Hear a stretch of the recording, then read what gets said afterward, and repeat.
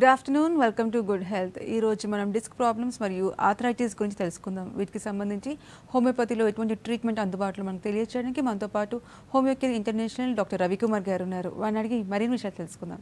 Hello doctor. Hello అండి. So ఈ మధ్య కాలంలో చాలా మంది సర్వైకల్ స్పాండిలోసిస్తో చాలా ఇబ్బంది పడుతున్నారు. సో జనరల్గా సర్వైకల్ స్పాండిలైటిస్కి ప్లస్ నెక్ పెయిన్కి డిఫరెన్సెస్ ఏంటి? ఓకేనండి. ఇప్పుడు మామూలుగా తీసుకున్నట్లయితే మనం సర్వైకల్ స్పాండిలైటిస్ కానీ స్పాండిలైటిస్ కానీ వాటిని అన్నిటిని మనం డిస్క్ సమస్యలు అంటామండి. ఇప్పుడు డిస్క్ అనేవి మెయిన్ ఏంటంటే మన వెన్నుముకలో వెన్నుపూసలు ఒకదాని కింద ఒకటి అమర్చబడి ఉంటాయండి. అలా మధ్యలో ఉన్న మెత్తటి పదార్థాన్ని జిగురు లాంటి ఫైబ్రస్ పార్ట్ని మనము డిస్క్ అంటాము.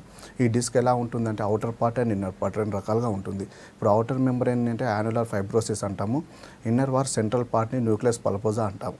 కొన్ని కారణాల వల్ల అంటే కొన్ని ఇంజరీస్ అయినప్పుడు కానివ్వండి, ఎక్కువ బరువులు మోయినప్పుడు కానివ్వండి, అలాంటప్పుడు ఏంటంటే మన డిస్క్ మీద ప్రెషర్ పడ్డప్పుడు ఆ న్యూక్లియస్ పల్పోజా అంటే సెంట్రల్ పార్ట్ అనేది చితికిపోయి బయటకు రావడం అనేది జరుగుతుందండి. అలా బయటకు వచ్చినప్పుడు ఏంటంటే దాని ద్వారా ఇక్కడ ఉన్న నర్వ్స్ని కంప్రెస్ చేయడం అనేది జరుగుతుంది. దీన్ని మనం డిస్క్ సమస్యలు అంటాము. ఇప్పుడు డిస్క్ సమస్యల్లో ఇప్పుడు మీరు అన్నట్టుగా సర్వైకల్ రీజియన్లో ఉన్నట్లయితే, మెడ భాగంలో ఉన్నట్లయితే సర్వైకల్ స్పాండిలోసిస్ అంటాము. నడుము భాగంలో ఉంటే మనం లుంబార్ స్పాండిలోసిస్ అంటాము. ఇప్పుడు సర్వైకల్ రీజియన్లో అంటే మెడ నొప్పి ఎలా ఉంటుంది? ఇప్పుడు మామూలుగా మెడ నొప్పి ఉంటే కామన్గా మెడ దగ్గర మాత్రమే నొప్పి ఉంటుందండి. కానీ ఇప్పుడు సర్వైకల్ స్పాండిలోసిస్ అంటే ఏంటంటే మన మెడ భాగంలో నుంచి ఆ నొప్పి అనేది రేడియేట్ అవుతుంది. రెండు చేతుల వరకు కూడా నొప్పి రావడము, దాంతోపాటు తిమ్మిర్లు ఎక్కువ రావడము, అలాగే నమ్మునెస్ అంటే పట్టు అనేది ఎక్కువ లేకపోవడము చేతుల్లో, ఇలాంటి ఎక్కువ చూస్తుంటాము మనం. వీటిని సర్వైకల్ స్పాండిలోసిస్లో తిమ్మిర్లు ఎక్కువగా ఉంటాయండి. మన చేతుల్లో తిమ్మిర్లు ఎక్కువగా ఉంటాయి. ఇలాంటి కండిషన్ని మనం సర్వైకల్ స్పాండిలోసిస్ అంటాము. ఆ మెడ దగ్గర ఉన్న C2, C1 నుంచి C5 వరకు డిస్క్లు ఉంటాయి. ఆ డిస్క్ మధ్యలో మనకు నర్వ్ కంప్రెషన్ అయినప్పుడు ఇలాంటి ప్రాబ్లమ్స్ అనేవి ఎక్కువ చూస్తుంటాం మనం సర్వైకల్ స్పాండిలైటిస్లో.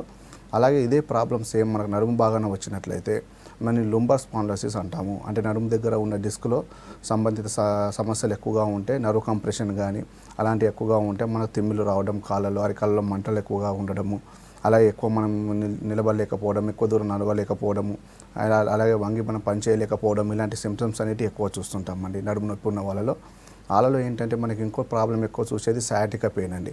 ఇప్పుడు మనకి ఏంటంటే నడుము భాగం నుంచి మనకు అరికాల వరకు ఒక నర్వ్ అనేది ఉంటుంది. అది సయాటికా నర్వ్ అంటాము. ఆ నర్వ్ అనేది కంప్రెషన్ అవ్వడం మూలంగా, ఆ నర్వ్ ఒత్తిడికి గురవడం మూలంగా మనకు ఆ నడుము నొప్పి నుంచి కిందికి అరికాల వరకు కూడా నొప్పి అనేది కిందికి లాగడం అనేది జరుగుతుందండి. తొడ భాగం నుంచి అరికాల వరకు ఆ నొప్పి అనేది ఎలా ఉంటుందంటే ఎక్కువ మంటతో కూడిన నొప్పి, ఎక్కువ పెయిన్ ఎక్కువ ఉండడము, అలాగే బర్నింగ్ ఎక్కువ ఉండడము, ఎక్కువ ఇలాంటి కండిషన్ ఎక్కువ చూస్తుంటామండి. మనం లుంబార్ స్పాండిలోసిస్ అంటాము, అలాగే సయాటికా పెయిన్ అంటాము.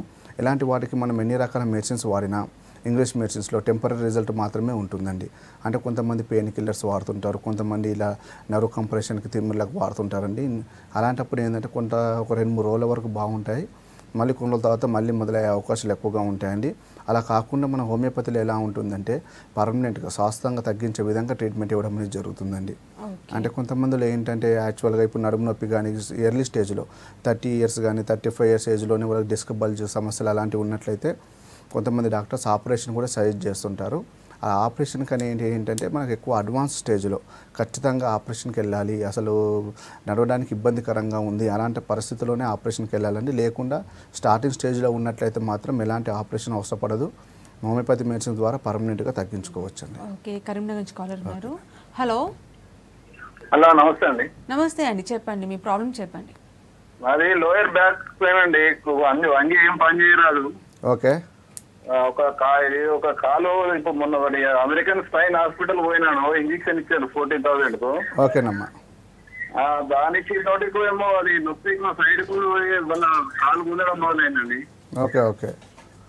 ఇప్పుడు 15 డేస్ అయితే ఆ ఇంజక్షన్ తీసుకొని 14,000 అమెరికన్ స్పైన్ హాస్పిటల్లో ఇచ్చిండు. ఓకే. ఇప్పుడు ఎలా ఉందండి ఇప్పుడు? దాంతో నొప్పి కొంచెం తక్కువైంది, కానీ ఇప్పుడు మళ్ళీ ఒక సైడ్ కాలు గుంజుతుంది. ఓకేనండి. మీరు అన్నట్టుగా స్కానింగ్ మనం చేయించారా? అన్ని చేసినాం, స్కానింగ్ అన్ని చేయించినాం. మన MRI చేయించినాం, స్కాన్ నిమ్స్ లో. ఓకేనండి. కాబట్టి మీరు స్కానింగ్ చేయించినంటున్నారు. కాబట్టి డిస్క్ సమస్యలు ఉండే అవకాశాలు ఉన్నాయమ్మా. కాబట్టి మీరు లోవర్ బ్యాక్ పెయిన్ అంటున్నారు. అక్కడ మనకి L5S1 డిస్క్ అనేది మేజర్ ఇంపార్టెంట్. అక్కడ మనకు డిస్క్ కంప్రెషన్ కానీ డిస్క్ బల్జ్ కానీ నర్వ్ కంప్రెషన్ కానీ ఉన్నప్పుడు ఏంటంటే మీరు అన్నట్టుగా కింది కాళ్ళ వరకు కూడా నొప్పి అనేది ఎక్కువగా ఉంటుంది. మీరు ఇంజెక్షన్ వాడారు. ఇంజెక్షన్ అనేది ఓన్లీ టెంపరీ రిజల్ట్ మాత్రమే. మీరు అన్నట్టుగా 14 రోజులు 15 రోజులు బాగానే ఉంటుందని నెల రోజుల వరకు కూడా. మళ్ళీ అలానే ఉంటే మాత్రం మనకు టెంపరీ రిజల్ట్ మాత్రమే. కాబట్టి ఇంజెక్షన్స్ వాడిన ఆపరేషన్ చేయించిన ఎక్కువ రిజల్ట్ అనేది ఉండదండి. కాబట్టి మనం ఏజ్ ఫ్యాక్టర్ కూడా ఒకటి చూసుకోవాలి. ఎక్కువ ఏజ్ ఉన్నప్పుడు ఏంటంటే మనకు 50 to 60 years ఏజ్ గ్రూప్లలో ఉన్నప్పుడు ఆపరేషన్ చేయించుకుంటే 10-15 years లైఫ్ ఉండొచ్చు. కానీ 30-35 years ఏజ్లో ఆపరేషన్ అనేది వెళ్ళకూడదు. ఇలాంటి ఇంజెక్షన్స్ కూడా ఎక్కువ వాడేటప్పుడు ఏంటంటే సైడ్ ఎఫెక్ట్స్ వచ్చే అవకాశాలు కూడా ఎక్కువగా ఉంటాయి మీకు. కాబట్టి మీరు ఇప్పుడు హోమియోపతి మెడిసిన్స్ వాడుకున్నట్లయితే మీకు పర్మనెంట్గా తగ్గొచ్చు. అలాగే నర్వ్ కంప్రెషన్ ఏమైనా ఉన్నా కూడా తగ్గే అవకాశాలు ఎక్కువగా ఉంటాయండి మీకు. సో డిస్క్ బల్జ్ కూడా one of the disc problem. So disc bulge అంటే ఏంటి, సిమ్టమ్స్ ఏ విధంగా ఉంటాయి? ఓకే, ఇప్పుడు డిస్క్ బల్జ్ తీసుకున్నట్లయితే ఇప్పుడు మనకి ఏంటంటే 2 ఎముకల వర్టిబ్రాస్ మధ్యలో డిస్క్ ఉంటుందండి. ఆ డిస్క్ మధ్య 2 వర్టిబ్రాస్కు కొంచెం దగ్గరకు వచ్చేసరికి ఆ డిస్క్ అనేది బల్జ్ అయిపోయి అంటే పక్కకు జరగడం అనేది జరుగుతుందండి, అరిగిపోవడం అనేది జరుగుతుంది. దీని వలన మన డిస్క్ సమస్యలు వస్తుంటాయి. కాబట్టి మేజర్గా తీసుకున్నట్లయితే డిస్క్ అనేది చాలా మందిలో మనకు ఏజ్ ఫ్యాక్టర్ అనేది ఎక్కువ ఇంపార్టెంట్. ఇప్పుడు 50 to 40 years ఏజ్ పైబడిన వాళ్ళలో 50 years ఏజ్ పైబడిన వాళ్ళలో కామన్గా డిస్క్ అనేది కొంచెం రెసిస్టెన్స్ తగ్గిపోయి వీక్నెస్ అయిపోవడం వల్ల అరిగే అవకాశాలు ఎక్కువగా ఉంటాయి. కానీ స్టార్టింగ్ మనకు ఏంటంటే ఇమీడియట్గా మనకు 30-40 years ఏజ్లలో అయితే ఆ డిస్క్ సమస్యలు అనేవి తక్కువగా ఉంటాయి. కాబట్టి మైల్డ్ డిస్క్ బల్జ్ అనేది ఇస్తుంటారు. అలాంటప్పుడు ఎలాంటి ఆపరేషన్ లేకుండా మెడిసిన్స్ వాడుకుంటే హోమియోపతి మెడిసిన్స్ వాడుకుంటే పర్మనెంట్గా తగ్గించవచ్చు. కానీ ఎక్కువ మందిలో ఏంటంటే లావు పెరిగే వాళ్ళలో ఎక్కువ వెయిట్ ఉండే వాళ్ళలో కూడా డిస్క్ ప్రాబ్లమ్స్ వస్తాయి. అలా ఎక్కువ లాంగ్ జర్నీలు చేస్తుంటారు, దూర ప్రయాణాలు ఎక్కువ చేస్తుంటారు. అలాంటి వాళ్ళు చూస్తుంటాం.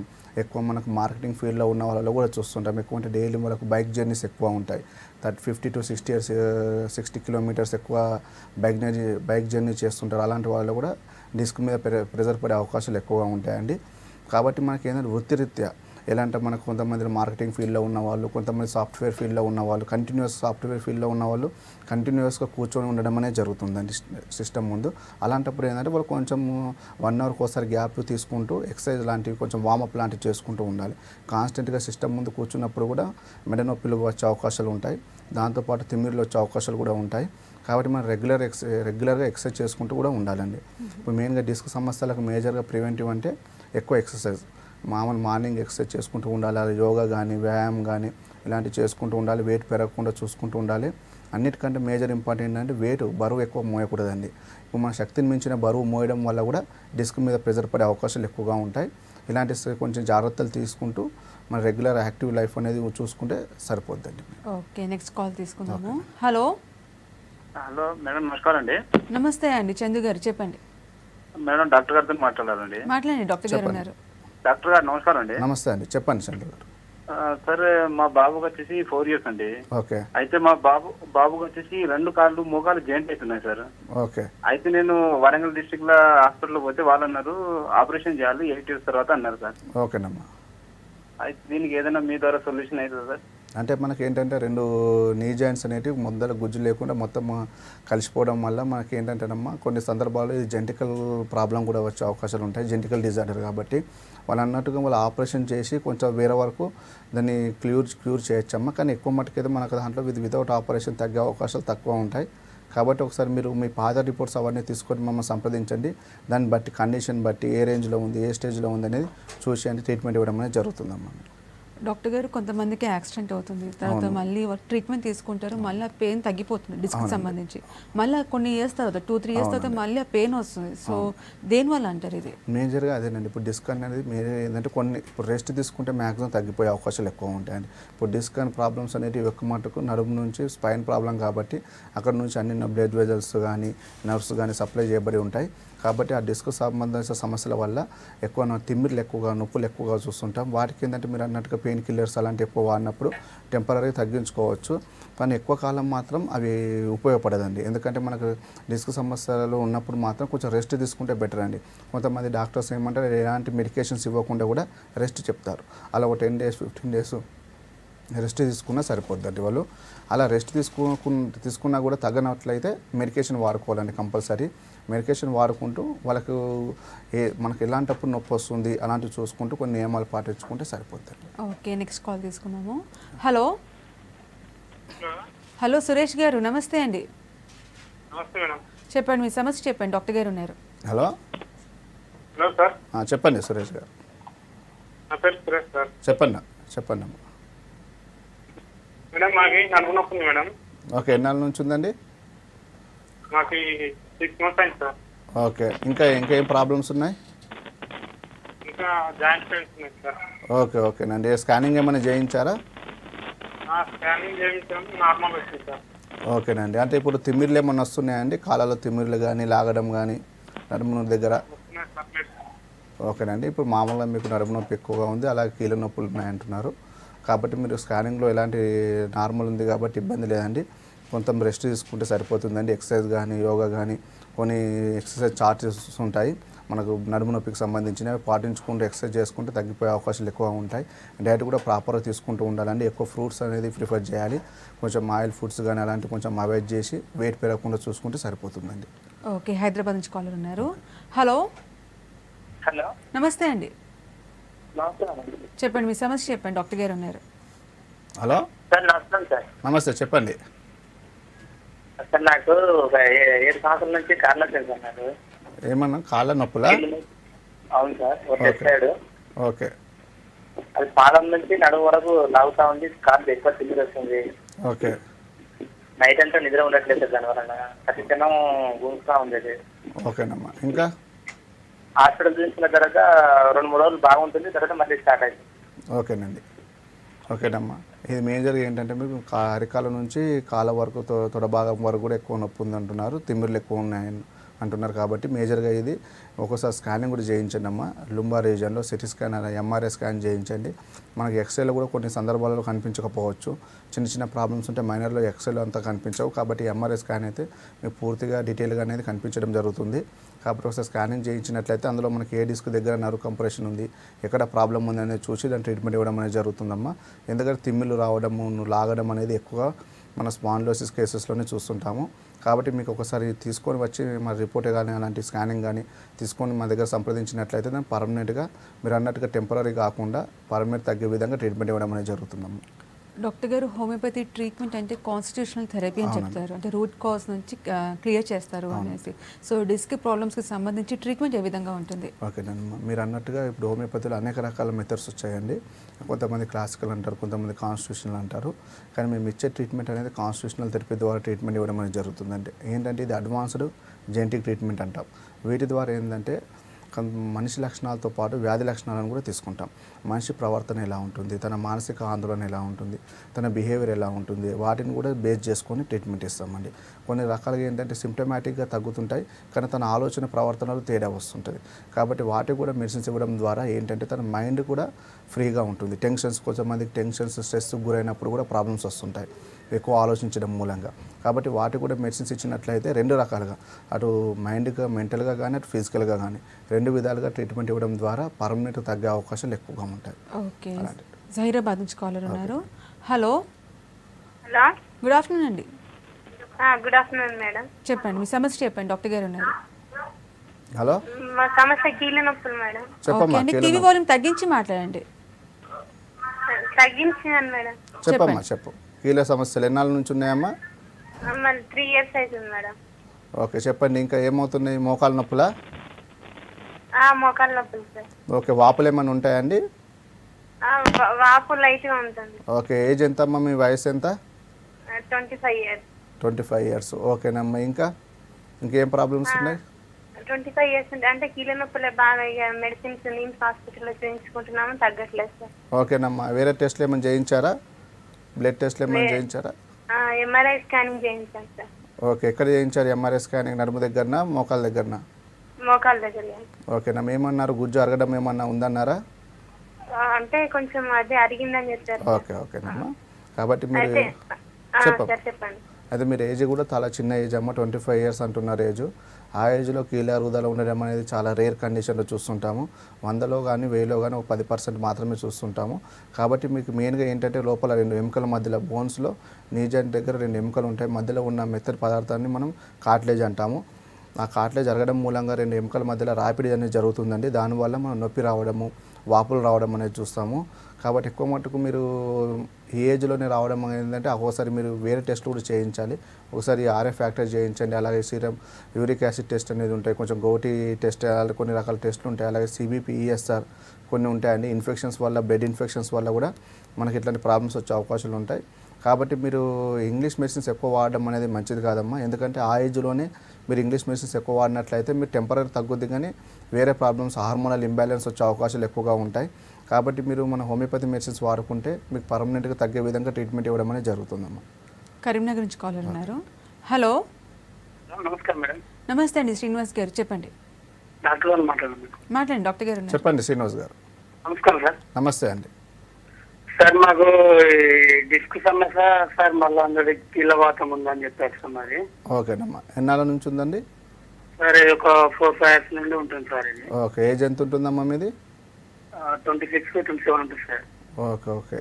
ఇంకా అమ్మా సార్ హలో సార్, చెప్పండి. ఇంకా మేము ఈ హోమియోకేర్లోనే మేము హోమియోపతి మెడిసిన్ వాడుతున్నాం సార్. ఒక 5 months అవుతుంది సార్. ఓకేనమ్మా. 5 months కాబట్టి పర్లేదమ్మా. ఎందుకంటే మీరు 2 ఉన్నాయి, ఇప్పుడు డిస్క్ సమస్యలు ఉన్నాయి, అలా కీళ్ళవాతం అనేది 2 ఉన్నాయి. కాబట్టి మీరు మెడిసిన్స్ వాడుకోండి, అలానే వాడుకోండి అమ్మ కంటిన్యూగా. ఎందుకంటే మన కీళ్ళవాతానికి అనేది ఆ ఏజ్లో రావడం అనేది రేర్ కండిషన్ అండి.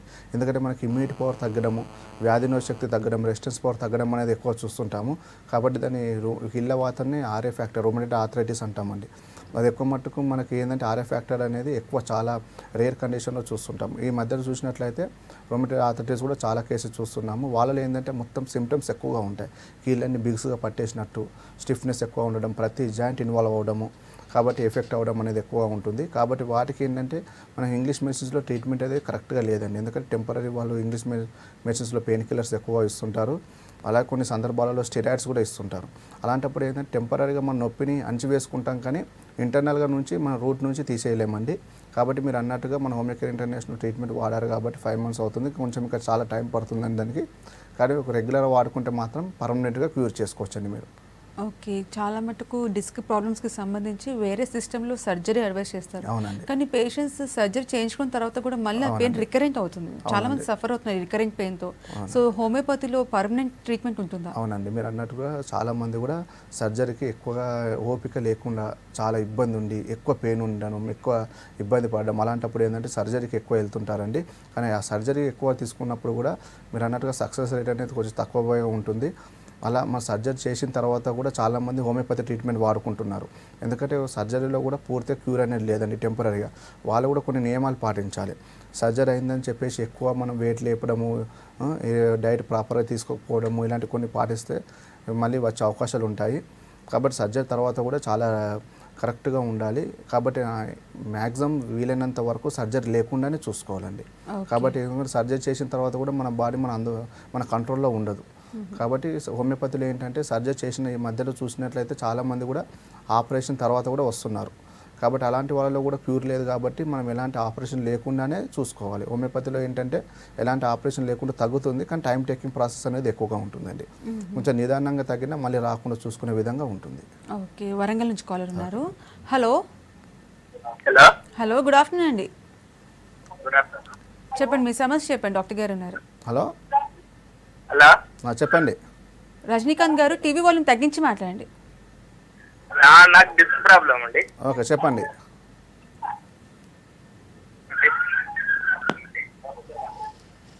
L4 L5 కాడ బల్జు అనే కాడ ఏదో అని ఎంఆర్ఐ స్కానింగ్ ఇస్తే ఓకేనండి. ఓకేనమ్మా, చెప్పండి. పెయిన్ వస్తుంది. ఓకే, ఇంకా మోషన్ ఫ్రీగా ఉండడం లేదు. ఓకేనండి. ఇంకా మోషన్ ఫ్రీ దానికి సంబంధం ఉంటుంది సార్? అవునమ్మా. మూత్రం ఎలా ఉంటుంది? మూత్రం సాఫ్గానే ఉంటుంది. మెడిసిన్ వాడుతుంటే క్లియర్ గా ఉంటుంది. మోషన్ గిట్లా ఉంటుంది, కాకపోతే తక్కువగా పెయిన్ వస్తుంది తినాక. ఓకేనమ్మా. కొన్ని సందర్భాలలో మీరు అన్నట్టుగా నడుము నొప్పికి అండ్ మోషన్కి కూడా కాన్స్టిపేషన్ ప్రాబ్లం కూడా సంబంధం ఉంటుందండి.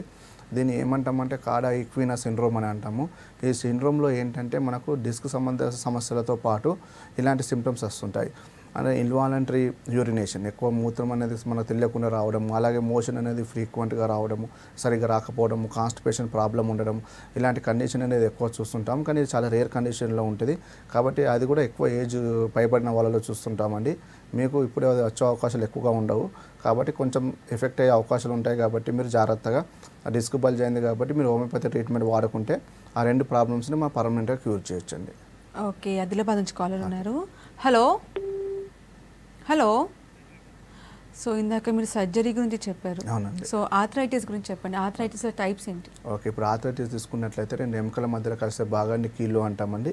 ఆ కీళ్ళలో వచ్చే వాపును ఆర్థరైటిస్ అంటాము. ఈ ఆర్థరైటిస్ తీసుకున్నట్లయితే ఈ మధ్యకాలంలో చాలా మందిలో కూడా ఆస్టియో ఆర్థరైటిస్ ఎక్కువ చూస్తున్నాం, అంటే మోకాల నొప్పులు అంటాం. ఈ కీళ్ళ నొప్పులకు ఎక్కువ ఏంటంటే మోకాల నొప్పులకు చాలామంది వీటి కూడా ఆపరేషన్ సజెస్ట్ చేస్తుంటారు, కీళ్ళ మార్పిడి అనేది. కానీ వాటి ద్వారా కూడా మన పర్మనెంట్ క్యూర్ అనేది ఉండదండి. ఎందుకంటే మనకు కీళ్ళ లోపల రావడానికి అనేక రకాల కారణాలు ఉంటాయి. కొంతమందిలో ఏంటంటే థైరాయిడ్ ఉన్న వాళ్ళలో ఎక్కువ చూస్తుంటాము కీళ్ళ మోకాల నొప్పులు, అలాగే డయాబెటీస్ ఉన్న వాళ్ళలో కూడా చూస్తుంటాం. ఇలాంటి కండిషన్ ఉన్నప్పుడు కూడా కీళ్ళ నొప్పులు వచ్చే అవకాశాలు ఎక్కువ ఉంటాయి ఆర్థరైటిస్. వీటికి మనకు పెయిన్ కిల్లర్స్ అనేటివి ఒకటే మార్గం కాదండి. ఎందుకంటే మన పెయిన్ కిల్లర్స్ వీటికి ఎక్కువ వాడడం మూలంగా ఆ నొప్పిని తగ్గించుకుంటాం, కానీ గ్యాస్ ప్రాబ్లమ్స్, కిడ్నీ ప్రాబ్లమ్స్, మళ్ళీ హార్ట్ ప్రాబ్లమ్స్ వచ్చే అవకాశాలు ఎక్కువగా ఉంటాయి. కాబట్టి మీరు హోమియోపతి మెడిసిన్స్ వాడుకోవడం వల్ల ఈ ఆర్థరైటిస్కి పర్మనెంట్గా తగ్గించుకోవచ్చు, మళ్ళీ రాకుండా కూడా చూసుకోవచ్చు. ఏంటంటే ఇమ్యూనిటీ పవర్ పెంచుకోవచ్చు వాళ్ళు.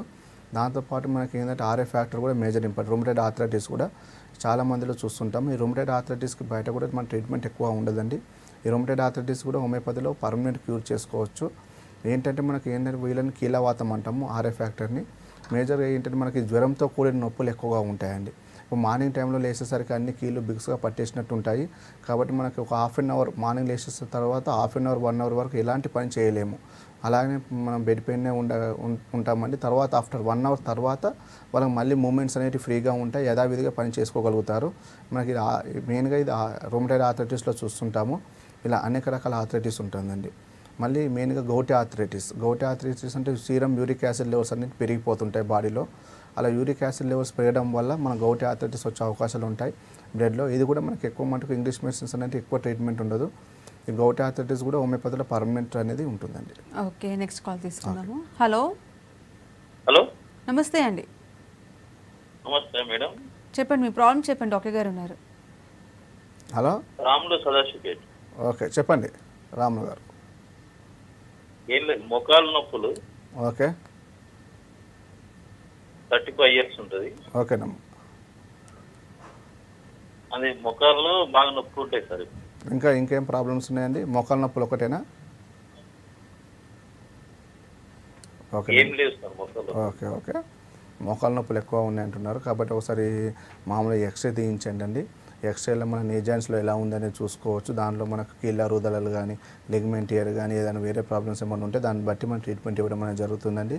వీటికి ఎక్కువ మీరు పెయిన్ కిల్లర్స్ అనేది వాడకుండా చూసుకోండి. అలాగే మెట్లు ఎక్కడం దిగడం ఎక్కువ చేయొద్దు. ఎక్కువ కింద కూర్చోకుండా చూసుకోవాలండి. ఎక్కువ మీరు కింద కూర్చొని నిలబడేటప్పుడు కూడా మోకాళ్ళు పట్టేసినట్టు ఉంటాయి. కాబట్టి మనం కీళ్ళ నొప్పులు ఉన్నప్పుడు ఎప్పుడైనా కింద కూర్చోవద్దండి, చైర్ పైన బెడ్ పైన కూర్చోవాలి. అలాగే మనం పైకి లేచేటప్పుడు కూడా చేతులపైన ప్రెజర్ పెట్టాలి, మోకాళ్ళపైన ప్రెజర్ లేకుండా చూసుకోవాలి. ఇలా నియమాలు పాటించుకుంటూ ఉండు. టాబ్లెట్స్ కూడా హోమియోపతి మెడిసిన్స్ వాడుకుంటే మనం పర్మనెంట్గా తగ్గించుకోవచ్చు.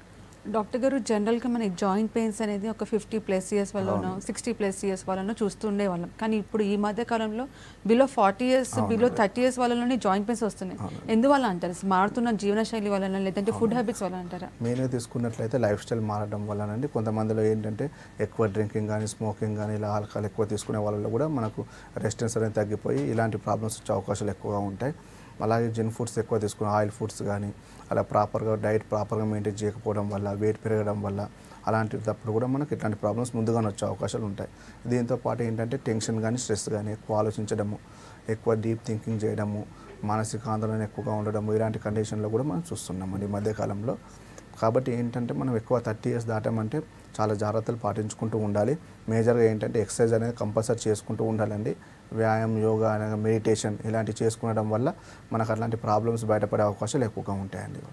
సో డిస్క్ ప్రాబ్లమ్స్ వల్ల ఎటువంటి కాంప్లికేషన్స్ వస్తాయి? ఇప్పుడు మెయిన్గా డిస్క్ తీసుకున్నట్లయితే ప్రాబ్లమ్స్లో అనేక రకాల కాంప్లికేషన్స్ ఉంటాయి. మనకి ఏంటంటే ఇమ్మీడియట్గా కొంతమంది సందర్భాల్లో ఏంటంటే డిస్క్ ఎక్కువగా ఉన్నప్పుడు అలా ఇన్ఫెక్షన్స్ కానీ చిన్న చిన్న బ్లడ్ సర్క్యులేషన్ సరిగ్గా జరగకపోవడం వల్ల కొన్ని సందర్భాల్లో పెద్ద పెద్ద పుండులాగా మారే అవకాశాలు ఉంటాయండి. వెన్నుపూసలు మనం టీబీ అంటాం, ట్యూబర్క్లోసిస్ ఆఫ్ ది స్పైన్ అంటాము. అలాంటి కండిషన్లో కూడా చూస్తుంటాము. వాళ్ళలో ఏంటంటే మనకు ట్రీట్మెంట్ అనేది కొన్ని సందర్భాలలో టెంపరీ రిజల్ట్ మాత్రమే ఇస్తుంది. ఇంగ్లీష్ మెడిసిన్స్లో మనకు టీబీ ఉన్న వాళ్ళలో కూడా హోమియోపతిలో పర్మనెంట్ క్యూర్ చేసుకోవచ్చు.